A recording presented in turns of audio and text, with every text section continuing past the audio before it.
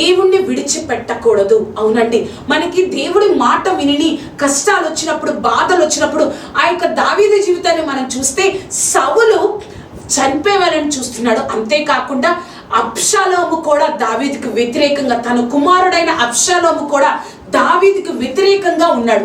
అప్పుడు దావీదు చెప్తున్న మాట కీర్తనలు 3వ అధ్యాయము 3వ వచనం, యెహోవా నీవే నాకు కేడమును, నీవే నాకు అతిశయాస్పదముగాను, నా తల ఎత్తువాడవుగాను ఉన్నావు అని దావీదు చెప్పారు. చూశారు కదా, మనము మన దేవుడి మాట విని మనం వెళ్తున్నప్పుడు కష్టాలు వస్తున్నాయి అనుకుంటాం, కానీ దేవుడు కార్యం చేస్తారు.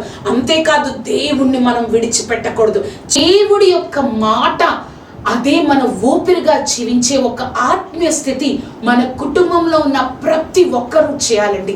అటువంటి ఆత్మీయ స్థితిని మనం చేసే గొప్ప ఆశీర్వాదంలోనికి మనం ఈ సంవత్సరంలోనే వద్దాం.